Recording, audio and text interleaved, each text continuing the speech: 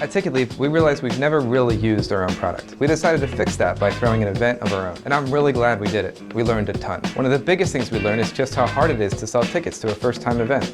We sold 211 tickets, but 120 were left unsold. The fact is, we got a lot of buzz. Local blogs wrote about it, popular people tweeted about it, and we worked hard to promote it. But selling something online is hard. There are so many things competing for our attention that even if your event does get talked about, it's difficult for the buzz from your event to cut through the buzz from everything else online. Buzz. What made it especially challenging is our event was new. People weren't quite sure what to expect. Without that known entity factor, it's hard to convert attention to ticket sales. A first-time event can have that known entity factor. If we had booked John Legend, I'm sure we would have sold out. People know exactly what they're going to get from John Legend.